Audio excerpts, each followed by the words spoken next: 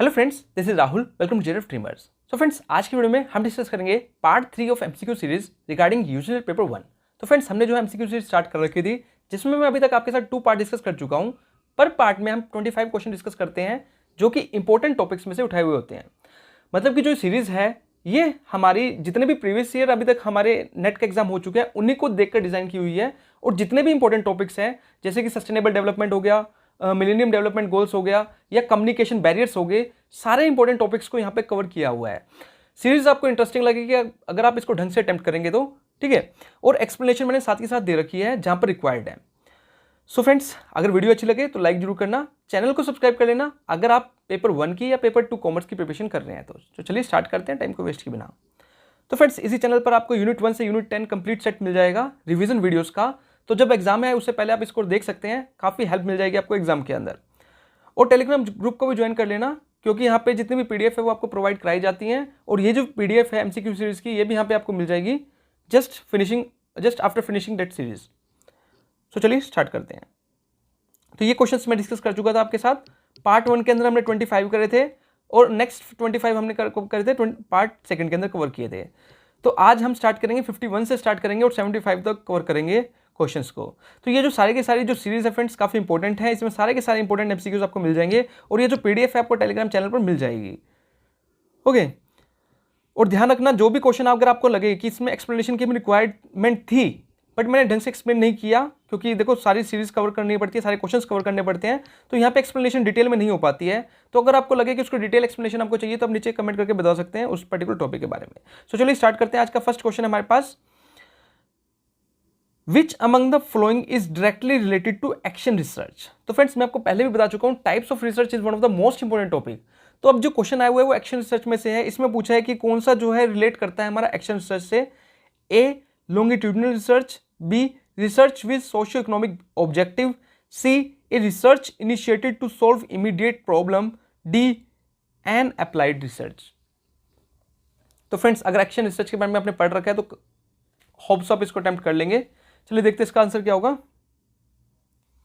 So its answer is action research is initiate to solve an immediate problem, कोई भी immediate problem. और दूसरी बात यह है, याद रखना, एक्शन प्रॉब्लम जो होती है हमेशा एजुकेशनल इंस्टीट्यूट से रिलेट होती है, या कोई इमीडिएट प्रॉब्लम से रिलेट होती है। वो होती है हमारी कौन सी, एक्शन रिसर्च।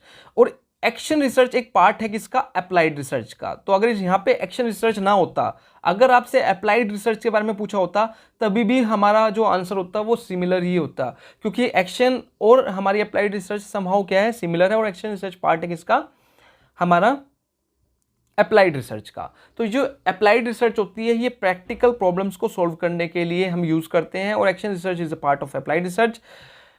तो एजुकेशनल इंस्टीट्यूट के अंदर हम कौन सा रिसर्च को यूज करते हैं, हम एक्शन रिसर्च को ही क्या करते हैं, यूज करते हैं। होप सो क्लियर हो गया होगा। चलिए, तो एक्शन रिसर्च देखो यहाँ पे देख भी रखा है, action research primarily aims to solve an immediate problems, it is cyclical in nature.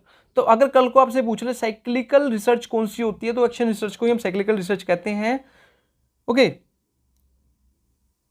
चलिए नेक्स्ट क्वेश्चन पे चलते हैं। Question number 52, arrange the flowing steps pertaining to qualitative research in the correct order। तो आपको क्या करना है, बेसिकली हमारी क्वालिटेटिव रिसर्च के जो स्टेप्स हैं उनको अरेंज करना है, कौन सा पहले आएगा कौन सा बाद में आएगा, इस तरह आपको क्या करना है, अरेंज करना है। स्टेप्स हमें दे रखे हैं, collect data, interpret data, identify research questions, present findings, analyse data. ये आपको दे रखे हैं, बेसिकली स्टेप्स दे रखे हैं, तो इनको अरेंज करना है। नीचे हमें ऑप्शन दे रखे हैं। तो अगर आपने क्वालिटेटिव और क्वांटिटेटिव रिसर्च के बारे में पढ़ रखा है, तो आप इसको डेफिनेटली अटेम्प्ट कर सकते हैं, क्योंकि qualitative research one of the most important research, ठीक है। दोनों में से काफी इंपॉर्टेंट क्वेश्चंस डिजाइन किए जाते हैं इन दोनों रिसर्च में से। चलिए देखते हैं इसका आंसर क्या होगा। So its answer is A, that is, सबसे पहले देखो, जब भी आप रिसर्च करेंगे सबसे पहले आप क्या करेंगे, डाटा को कलेक्ट करेंगे। आप डाटा को कलेक्ट कर लिया, जब भी आप रिसर्च करेंगे सबसे पहले आप क्या करेंगे, रिसर्च क्वेश्चन को आइडेंटिफाई करेंगे या प्रॉब्लम को आइडेंटिफाई करेंगे। अगर यहाँ पे प्रॉब्लम लिखा होता तो हम प्रॉब्लम देखते, बट प्रॉब्लम नहीं है, तो हम सबसे पहला काम क्या करेंगे, रिसर्च क्वेश्चन को क्या करेंगे, आइडेंटिफाई करेंगे। अब क्वेश्चन को आइडेंटिफाई कर लिया, उसके बाद हम क्या करेंगे, डाटा को कलेक्ट करेंगे। डाटा को कलेक्ट करने के बाद हम क्या करेंगे, डाटा को एनालाइज करेंगे। अब डाटा एनालाइज कर लिया कि पता लग गया कि इस डाटा में जो भी हमने उसको एनालाइज करा, उसके बाद हम क्या करेंगे, उस डाटा से कंक्लूजन निकालेंगे, उस डाटा को इंटरप्रेटेट करेंगे, स्टडी करने की कोशिश करेंगे डाटा को। देन हम क्या करेंगे, प्रेजेंट फाइंडिंग्स। अब उस डाटा को स्टडी करने के बाद कुछ आप इंपॉर्टेंट फाइंडिंग्स बताएंगे कि इसमें से आपने क्या कंक्लूजन निकाला इस डाटा में से, उसको आप प्रेजेंट करेंगे। तो ये होती है हमारी क्वालिटेटिव रिसर्च, ये इंपॉर्टेंट है। नेक्स्ट क्वेश्चन है हमारे पास 53 क्वेश्चन है, मैच ऑफ द फ्लोइंग का क्वेश्चन। तो यहाँ पे क्या दे रखा है, एक तो हमें डिजिटल इनिशिएटिव दे रखे हैं, दूसरा उसकी साइड हमें क्या दे रखा है, उसके ऑब्जेक्टिव्स दे रखे हैं, हमें मैच करना है। अब डिजिटल इनिशिएटिव कौन कौन से दे रखे हैं, ज्ञानवाणी हो गया, ज्ञानवाणी हो गया, ज्ञान हो गया, ई पाठशाला हो गया, एनसीटी हो गया। इसके साइड में इसके ऑब्जेक्टिव्स दे रखे हैं, आपको बताना है कौन सा किससे मैच करता है। तो ये जितने भी इनिशिएटिव्स हैं फ्रेंड्स, काफ़ी सारे इनिशिएटिव्स हैं, इनकी एक तो डेट इंपॉर्टेंट है, याद रखना कौन सा इनिशिएटिव कब लॉन्च किया गया था, ये इंपॉर्टेंट है। और हर किसी का एक ऑब्जेक्टिव है, जब भी गवर्नमेंट कोई इनिशिएटिव लाती है तो उसका कोई ना कोई ऑब्जेक्टिव जरूर होता है, उसका ऑब्जेक्टिव का आपको पता होना चाहिए। नीचे हमें ऑप्शन दे रखे हैं, होप सबने अटेंड कर लिया होगा। चलिए देखते हैं इसका आंसर क्या होगा। So its answer is C, that is, अगर हम बात करें ज्ञानवाणी की, तो ज्ञानवाणी में क्या होता है, बेसिकली आप रेडियो के थ्रू क्या करते हैं, लेक्चर्स प्रोवाइड करते हैं, वो हमारा पार्ट है ज्ञानवाणी का। तो अगर हम बात करें ज्ञानवाणी की, सो फर्स्ट का है हमारे पास C, that it is taken education to doorstep, just wait, taken education to the doorstep of the people. ठीक है, जहाँ पे लोग रहते हैं वहाँ पे हमें एजुकेशन को लेके जाना है, चाहे आप रेडियो के थ्रू लेकर जा रहे हैं, डिलीवर कर रहे हैं लेक्चर्स वॉइस के थ्रू, वो ज्ञानवाणी के अंदर हमारा कंसीडर किया जाता है। फिर आता है ज्ञान, ये क्या है, अगर हम बात करें बी की, तो ये क्या है, elevating India's scientific and technological capacity to global excellence through international collaboration. तो बेसिकली क्या है, हम इंटरनेशनल कोलैबोरेट करते हैं डिफरेंट एक्सपर्ट्स के थ्रू, वो टेक्नोलॉजिकल हम क्या करते हैं, लेक्चर्स को रिसीव करते हैं। ठीक है, बेसिकली अगर इंटरनेशनल कोलैबोरेशन की बात करें टेक्नोलॉजी के थ्रू, वो हमारा सिस्टम जनरेट किया जाता है ज्ञान के थ्रू। अगर ई पाठशाला की बात करें तो हम एजुकेशनल रिसोर्सेज की बात करते हैं, ई एजुकेशन रिसोर्सेज की, that is showcasing and disseminating all educational E resources. तो बेसिकली ई रिसोर्सेज को आप क्या कर रहे हो, डिसमिनेट कर रहे हो, प्रोवाइड कर रहे हो टू द डिफरेंट पीपल्स। ठीक है, जैसे कि बेसिकली स्वयं प्रभा हो गया या डिजिटल लाइब्रेरी होगी हमारे पास, वो हमारा कंसिडर किया जाता है ई पाठशाला के अंदर। और अगर हम बात करें एनसीटी, नेशनल काउंसिल और टीचर एजुकेशन की अगर हम बात करें, तो इसके अंदर हमारा क्या आएगा, ये आएगा हमारे पास achieve plan and coordinate development of the teacher education system. तो बेसिकली जहाँ पे टीचर एजुकेशन पे फोकस किया जाता है, वो हमारा पार्ट है एनसीटी का, national council of teacher education का। होप सो क्लियर हो गया को। चलिए नेक्स्ट क्वेश्चन पे चलते हैं। Question number 54, which of the following is the correct full form of NIDI, NIDI, इसकी करेक्ट फुल फॉर्म क्या होगी हमारे पास, A national institute of distance instruction, B national intellectual data initiative, C national inter development institute, D national initiative for design and innovation.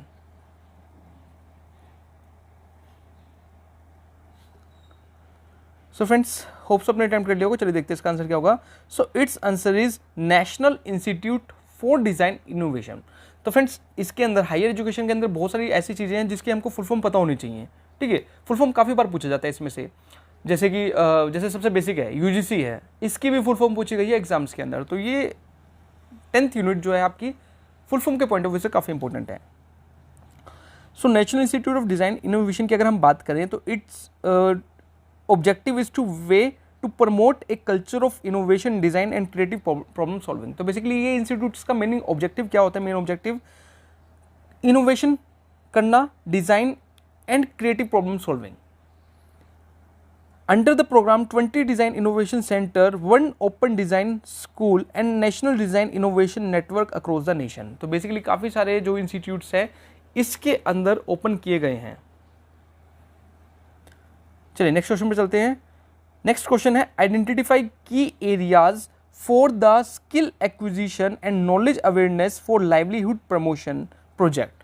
तो पहली बात तो friends, ये संकल्प की फुल फॉर्म बहुत बार पूछी जाती है, इसकी फुल फॉर्म भी आपको पता होनी चाहिए। अब इसमें से क्वेश्चन आया हुआ है कि इसके अंदर कौन कौन से एरियाज को इंक्लूड किया जाता है संकल्प के अंदर।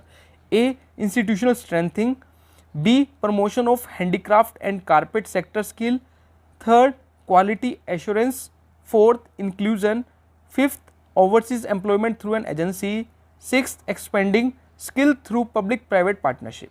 तो फ्रेंड्स, अगर आपने संकल्प के बारे में पढ़ रखा है तो आप इसको इजीली अटेम्प्ट कर सकते हैं। ये भी काफ़ी इंपॉर्टेंट जो है इनिशिएटिव है संकल्प। होप्स अपने अटेम्प्ट कर लिया होगा। चलिए देखते हैं इसका आंसर क्या होगा। So its answer is D, that is first, third, fourth and sixth. तो अगर हम संकल्प की बात करें, सबसे पहला तो इसके अंदर जो एरिया जिस पर फोकस किया जाता है वो है इंस्टीट्यूट को स्ट्रेंथन करना। नेक्स्ट जो फोकस किया जाता है वो क्या है, क्वालिटी पर फोकस करना, मतलब कि क्वालिटी कंटेंट को डिलीवर करना। उसके बाद हम बात करें इंक्लूजन, सभी तरह के बच्चों को इंक्लूड करके चलना। ऐसा नहीं है कि किसी हम रैंडमली किसी चीज़ को इंक्लूड कर रहे हैं, हम सभी तरह के, चाहे कोई डिसेबल्ड हो चाहे कैसा भी हो, सभी को इंक्लूड करके चलना। हमारी जो एजुकेशन है आज के टाइम की वो इंक्लूसिव एजुकेशन है। और उसके अलावा हमारे पास है expanding skill through public private partnership. सबसे बड़ा कंसेप्ट आज के टाइम में जो है वो पीपीपी का है, पब्लिक प्राइवेट पार्टनरशिप, और इसी पे काम करता है हमारा संकल्प। चलिए नेक्स्ट क्वेश्चन पे चलते हैं। Question number 56, given below the two statement. हमें दो स्टेटमेंट दे रखी है, हमें सिलेक्ट करना है कौन सी ठीक है कौन सी गलत है। स्टेटमेंट 1 क्या रखा है, National Assessment and Accreditation Council, NAAC, इसकी फुल फॉर्म काफी इंपॉर्टेंट है फ्रेंड्स, इसको भी ध्यान में रखना। Is an constituent unit of UGC, जो नैक है वो पार्ट है किसका, यूजीसी का, ये क्या रखा है। स्टेटमेंट सेकंड में क्या रखा है, NBA National Board of Accreditation was established by UGC with the purpose of evaluating technical programmes. तो जो एनबी है, जो पार्ट है किसका, यूजीसी का, उसका मेन ऑब्जेक्टिव है टेक्निकल एजुकेशन प्रोग्राम को इवेल्युएट करना। नीचे हमें ऑप्शन दे रखे हैं, वो आपको क्या करना है, सिलेक्ट करने हैं। होप सो फ्रेंड्स आपने अटेम्प्ट कर लिया होगा। चलिए देखते हैं इसका आंसर क्या होगा। So its answer is C, that is statement first तो ठीक है, बट जो स्टेटमेंट सेकंड है वो हमारी क्या है, गलत है, क्योंकि एनबी का काम टेक्निकल कोर्सेज को इवेल्युएट करना नहीं है। ठीक है, एनबीए क्या करता है, ग्रेडिंग प्रोवाइड करता है, एक्रीडिटेशन प्रोवाइड करता है एनबीए जो होता है, बट ये इवेल्युएट नहीं करता। ठीक है, होप सो क्लियर हो गया होगा। चलिए चलते हैं नेक्स्ट क्वेश्चन पर। Question number 58, which of the following are the minority institutes. कौन कौन से इनमें से माइनॉरिटी इंस्टीट्यूट्स हैं हमारे पास। First Punjab university, second Osmania university, Kashmir university और स्टेफन कॉलेज दिल्ली। हमें बताना है कौन सा इनमें से माइनॉरिटी इंस्टीट्यूट है।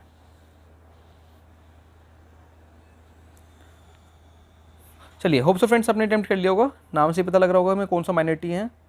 तो हमारे पास जो स्टेफन कॉलेज है ये एक माइनॉरिटी इंस्टीट्यूट है। तो अगर हम स्टेफन कॉलेज की बात करें, so it's a college university of Delhi से इस्टेब्लिश है। Basically it was establish in 1881 by the Cambridge mission of to Delhi. It is a minority institute run by mainly for the benefit of minority students. देखो ये एक minority institute है, सिर्फ minority जिसकी strength कम है, जो माइनॉरिटी में चल रहे हैं, उनको बेनिफिट्स प्रोवाइड करने के लिए इस इंस्टीट्यूट को रन किया जा रहा है। The college admits both under graduate and post graduate students and award degree under the preview of university of Delhi. ठीक है, तो बेसिकली क्या है, ये एक माइनॉरिटी इंस्टीट्यूट है जो क्या करता है, माइनॉरिटी स्टूडेंट्स को प्रोवाइड कराने के लिए ओपन किया गया है। नेक्स्ट है, एक एब्रीवेशन है HEFA। ये क्या बताती है हमें, इसकी फुल फॉर्म क्या है। ए, higher education finance academy, B, higher education finance agency, C, higher education framework association, D, higher education funding agency. Hope so friends आपने अटेम्प्ट कर लिया होगा। मैंने आपको पहले ही कह चुका हूं कि हायर एजुकेशन में से फुल फॉर्म डेफिनेटली आती है, इसको अच्छे से कर लेना। चलिए देखते हैं इसका आंसर क्या होगा। So its answer is B, that is higher education finance agency. अब ये क्या करती है, बेसिकली एडिशनल फंड प्रोवाइड करती है हायर एजुकेशन के लिए। एडिशनल फंड मतलब कि जो रेगुलर फंड मिल रहा है वो प्रोवाइड नहीं करेगी, उससे एक्स्ट्रा अगर आपको फंड चाहिए तो वो आपको ये एजेंसी प्रोवाइड करेगी, higher education finance agency. Funds allotted by higher education in addition to grants that these institution gets. तो ये हमेशा एडिशनल ग्रांट्स प्रोवाइड करती है, रेगुलर ग्रांट्स नहीं प्रोवाइड करता। चलिए नेक्स्ट क्वेश्चन पे चलते हैं। नेक्स्ट क्वेश्चन है SDC से, काफ़ी इंपॉर्टेंट है। हमें SDC दे रखे हैं फर्स्ट, सेकंड, थर्ड, फोर्थ। हमें बताना है कि इनका क्या क्या गोल्स है। 17 गोल्स है भाई, 17 के 17 काफ़ी इंपॉर्टेंट है, याद रख लेना। क्वेश्चन यहाँ से डेफिनेटली आएगा आपके पास। अभी रिसेंटली में जो एग्जाम कैंसिल हुआ था उसमें क्वेश्चन पूछा हुआ था कि कौन कौन से टारगेट्स हैं हमारे SDC के, कितने टारगेट्स है टोटल नंबर, तो कहीं से भी क्वेश्चन पूछा जा सकता है। होप सो ये इजी क्वेश्चन है, आपने अटेम्प्ट कर लिया होगा। चलिए देखते हैं इसका आंसर क्या होगा। So its answer is B, that is, अगर हम बात करें SDG 1 की तो वो डिनोट करता है हमारा नो पॉवर्टी, उसका गोल है नो पॉवर्टी। अगर हम बात करें SDG 2 की तो वो है हमारे पास zero hunger, SDG 3 good health, SDG 4 जो है हमारे पास वो कौन सा है, क्वालिटी एजुकेशन। तो ये एक सीक्वेंस में काम करते हैं। MDG को ध्यान में रखकर ही हमने SDG ध्यान बनाए थे। तो जो गोल्स MDG के अंदर हैं उनको ब्रॉड पर्सपेक्टिव से अगर हम बात करें तो वो SDG में पार्ट कन्वर्ट कर दिए गए हैं। होप सो क्लियर हो गया होगा। चलिए देखते हैं नेक्स्ट क्वेश्चन में चलते हैं। Question number 61, which of the following are true about the millennium development goals. देखो अभी SDG की बात हो रही है, मिलेनियम डेवलपमेंट गोल्स की बात हो रही है, इनमें से कौन सी स्टेटमेंट ट्रू है? A, MDG have 8 goal, B, MDG have 40 targets, MDG were to be achieved by the year 2015, MDG were the successor of SDG। नीचे हमें ऑप्शन दे रखे हैं।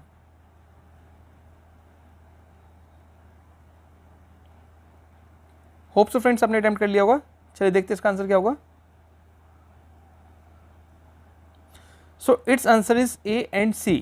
डेट इज MDGs में 8 गोल होते हैं और उसी के साथ MDG to be achieved in the year 2015, जो कि अब खत्म हो चुका है। अब हमारे SDGs लागू हो चुके हैं। तो MDG था उनका जो अचीव करने का टारगेट था वो 2015 था, जो ईयर हमने डिज़ाइन किया था। चलिए नेक्स्ट क्वेश्चन पे चलते हैं। Question number 62, which of the following statements are correct regarding renewable energy resources. तो रिन्यूएबल एनर्जी रिसोर्सेज के रिगार्डिंग कौन सी स्टेटमेंट हमारी करेक्ट है?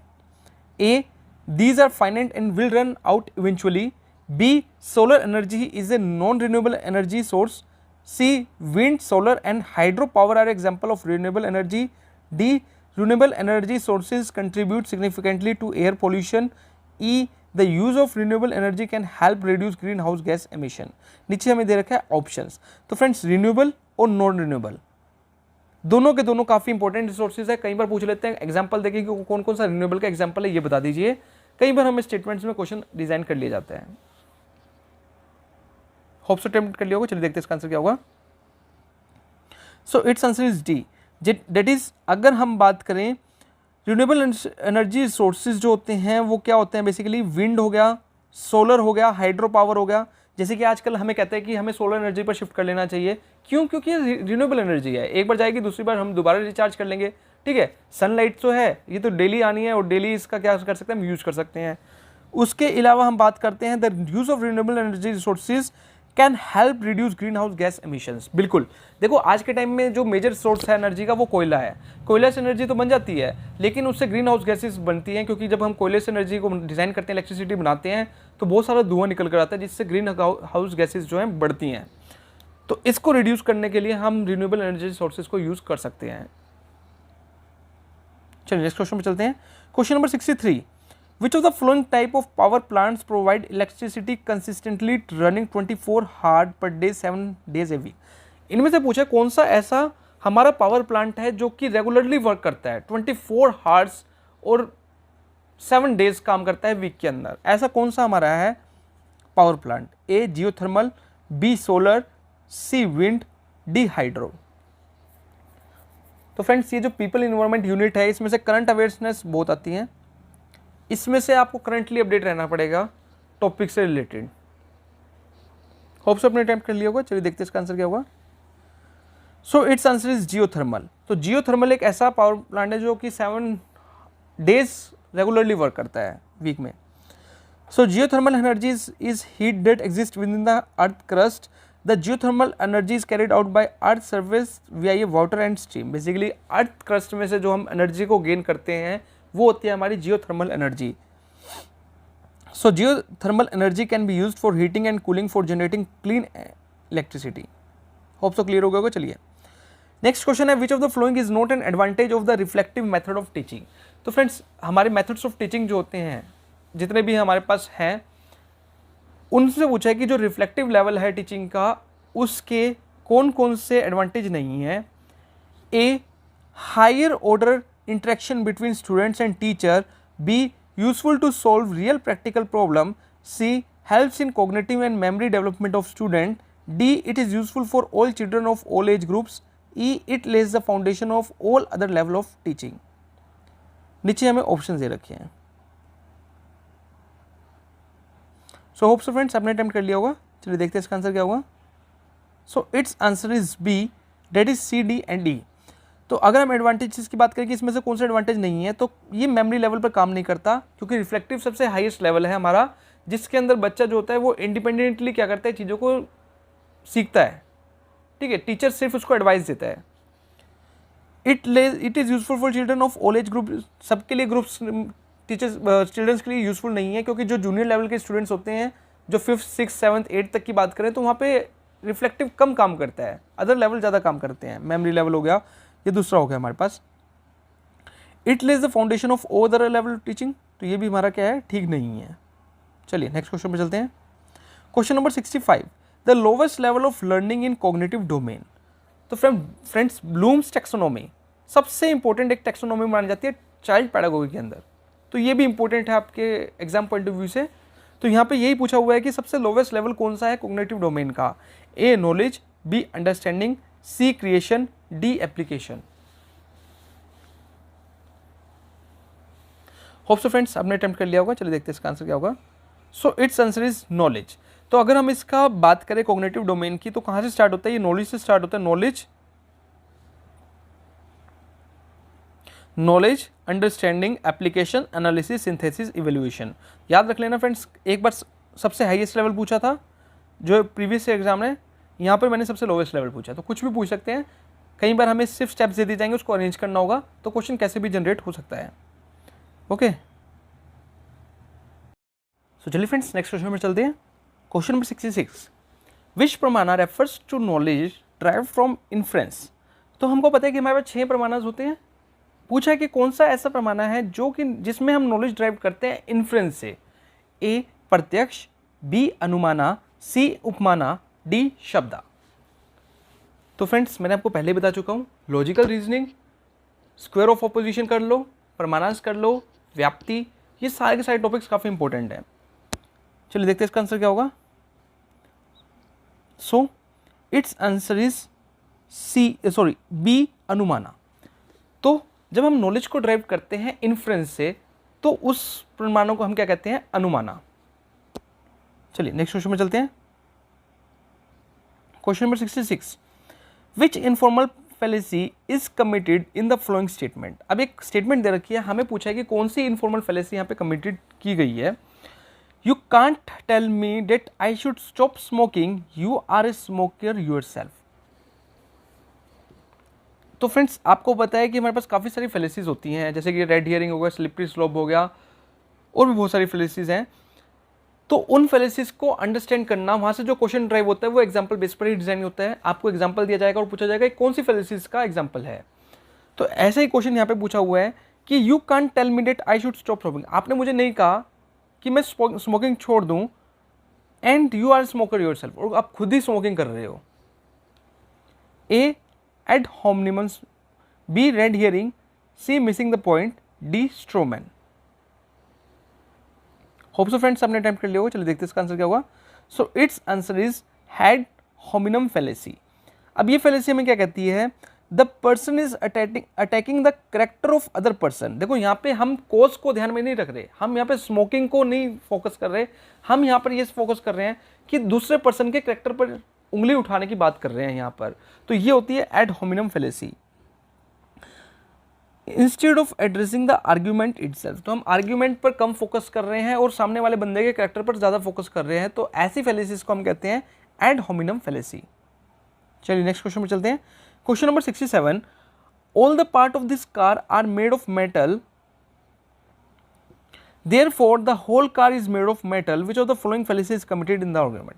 मैंने कहा कि जितने भी पार्ट्स हैं इस कार के वो मेटल से बने हैं, देयरफॉर जितने भी पार्ट्स हैं इस कार के वो मेटल से बने हैं, इसलिए पूरी की पूरी कार मेटल से बनी हुई है।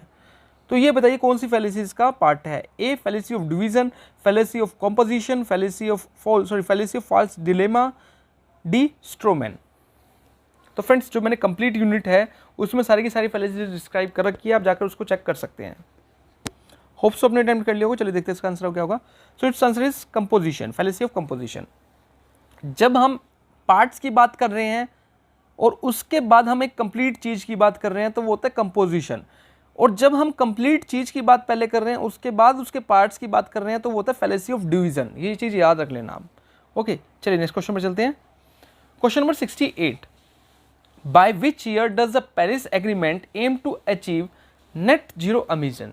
तो बेसिकली कौन से ईयर तक ये हमने माना हुआ है, पेरिस एग्रीमेंट जो हुआ था उसमें ऐसा डिसाइड किया गया है कि नेट जीरो एमिशन हो जाएगा।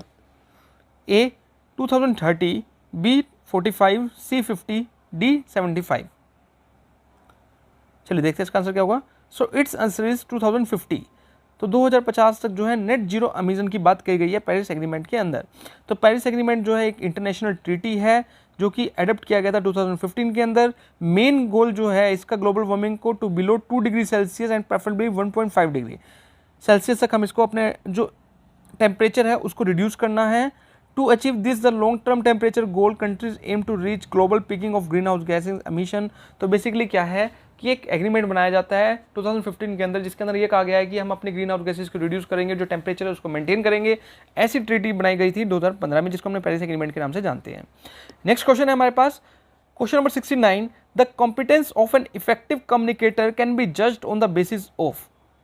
अगर आपको किसी इफेक्टिव कम्युनिकेटर की कॉम्पिटेंसीज को जानना तो आप किस चीज को जज करोगे? A personality of the communication, B experience in the field, C interactivity with target audience, D meeting the needs of target audience. So hope so friends आपने अटेम्प्ट कर लिया होगा। चलिए देखते हैं इसका आंसर क्या होगा। So its answer is D, that is meeting the need of target audience. कि जो सामने वाला बंदा है वो टारगेट ऑडियंस की नीड को मीट कर रहा है या नहीं कर रहा। जैसे कि मान लो मैं क्लास में टीच कर रहा हूँ और मैं कोई चीज़ प्रेजेंट कर रहा हूँ, प्रेजेंट में वो चीज़ कर रहा हूँ जो उनसे रिलेट ही नहीं करती।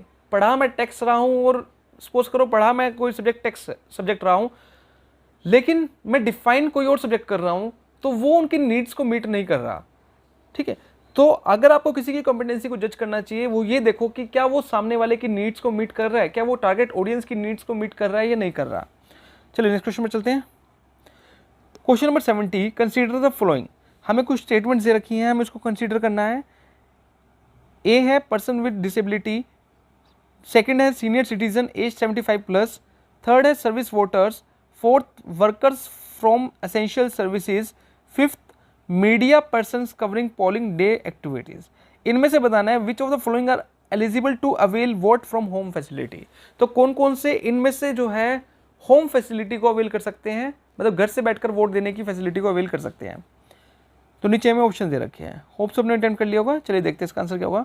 सो its answer is C, that is first, 3, 4th and 5th person with disability, service voters, workers from essential service और media person covering polling day activities.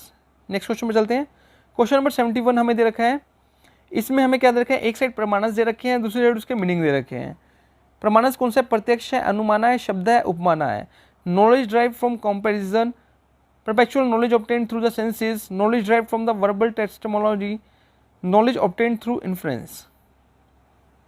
तो प्रमाणस काफी इंपॉर्टेंट है, होप सो ये काफी इजी भी है, आपने अटेम्प्ट कर लिया होगा। चलिए देखते हैं इसका आंसर क्या होगा। So its answer is A, that is अगर हम बात करें प्रत्यक्ष की तो जब हम सेंसेस से नॉलेज ले रहे हैं तो उसको हम कहते हैं प्रत्यक्ष। और अगर हम बात करें किसकी, अगर हम बात करें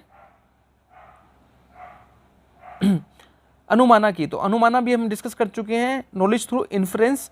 अगर हम बात करें शब्द की तो हम क्या कर रहे हैं, टेस्टिमोलॉजी से, वर्बल टेस्टिमोलॉजी जैसे भगवत गीता से अगर हम नॉलेज ले रहे हैं तो वो हमारा शब्द है।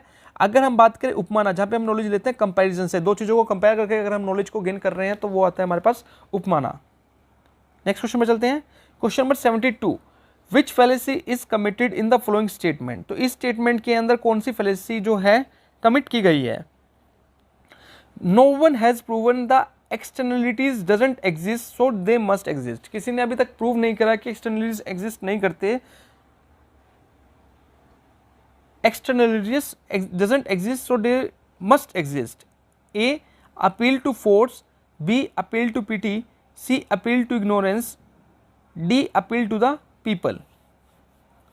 देखो कुछ चीज़ें ऐसी होती हैं फैलेसीज में, कुछ चीज़ें ऐसे हैं जो उसके मीनिंग से कहीं ना कहीं लिंक रखती हैं। तो अगर आपने पढ़ रखी है तो आपने अटेम्प्ट कर लिया होगा। चलिए देखते हैं इसका आंसर क्या होगा। So its answer is appeal to ignorance. नाम से पता लग रहा है कि आपने इग्नोर करके चला, आपको पता है किसी ने प्रूव नहीं करा इसलिए आपने मान लिया कि वो एग्जिस्ट करते हैं। तो ये कहीं ना कहीं अपील है कौन सी, इग्नोरेंस की। जैसे कि हमने कहा कि हमने कभी भगवान को देखा नहीं इसलिए हमने कह दिया कि भगवान एग्जिस्ट ही नहीं करते हैं। तो what is it, it's appeal of ignorance. What is the concept of carbon trading? Carbon trading आज के टाइम में सबसे इंपॉर्टेंट एक वर्ब टर्म है जो कि काफ़ी ट्रेंडिंग में है। इसका मतलब क्या है? A, buying and selling of carbon dioxide, B, selling carbon absorbing plants, C, trading greenhouse gas emission allowances, D, trading fossil fuels. Hope so friends, अगर आपने इसके बारे में पढ़ रखा है तो आप इसको अच्छे से अटेम्प्ट कर लेंगे। चलिए देखते हैं इसका आंसर क्या होगा। So its answer is C, that is trading greenhouse gas emission allowances. So basically अगर हम कार्बन ट्रेडिंग की बात करें तो ये एक मार्केट बेस्ड सिस्टम है design to reduce greenhouse gases that contribute to global warming. तो बेसिकली क्या है, एक ट्रेडिंग सिस्टम डिजाइन किया गया है जिसकी हेल्प से हम क्या करते हैं, ग्रीन हाउस गैसेज को क्या करते हैं, रिड्यूस करते हैं। बेसिकली क्या करते हैं, गवर्नमेंट अलाउंसेस प्रोवाइड करती है, जो ऑर्गेनाइजेशन क्या करती है, ग्रीन हाउस गैसेज को रिड्यूस करती है। चलिए नेक्स्ट क्वेश्चन पे चलते हैं। Question number 74, which type of hazard is an earthquake? तो जो अर्थक्वेक है वो किस तरह का हजार्ड है? A, meteorological, B, hydrological, C, geological, D, biological. Hope so friends अपने अटेम्प्ट कर लिया होगा। चलिए देखते हैं इसका आंसर क्या होगा। So its answer is C, that is geological. तो हमारा बेसिकली अर्थक्वेक जो है वो कैसा है, जियोलॉजिकल हजार्ड है। तो अगर मान लो कल को कोई पूछता है कि फ्लड आना वो किस तरह का हजार्ड है, तो वो हमारा हाइड्रोलॉजिकल है, जो क्योंकि वो पानी से रिलेटेड है। चलिए लास्ट क्वेश्चन पर चलते हैं। Which of the following statements are true regarding RAM? तो फ्रेंड्स रैम और रोम दोनों चीज़ें ऐसी हैं जिसके ऊपर काफ़ी बार क्वेश्चन हमसे पूछा जाता है। तो यहाँ पे बताना है कि रैम से रिलेटेड कौन सा ट्रू है। A, RAM is non volatile, B, RAM has slow access time relative to other storage device, C, RAM can be static और dynamic, D, RAM holds a BIOS system, binary input and output system. नीचे हमें option दे रखे हैं। Hope so friends आपने attempt कर लिया होगा। चलिए देखते हैं इसका आंसर क्या होगा। So its answer is C, that is RAM can be static और डायनामिक। तो रैम हमारी स्टैटिक भी हो सकती है और डायनामिक, और डायनामिक और स्टैटिक दोनों के बारे में मैंने डिस्क्राइब कर रखा है कंप्लीट वीडियो के अंदर, आप जाकर उसको चेक कर सकते हैं। तो बेसिकली रैम जो है एक वोलेटाइल मेमोरी है, वो नॉन वोलेटाइल नहीं है। सो होप सो फ्रेंड्स आज की जो क्वेश्चन सीरीज थी वो आपको अच्छी लगी होगी, और आपको जो क्वेश्चन आपने अटेम्प्ट करे होंगे तो आपके मोस्टली क्वेश्चन करेक्ट ही मिले होंगे। वीडियो अच्छी लगे तो लाइक जरूर करना, चैनल को सब्सक्राइब कर लेना अगर आप पेपर 1 की या पेपर 2 कॉमर्स की प्रिपरेशन कर रहे हैं। Thank you friends for watching.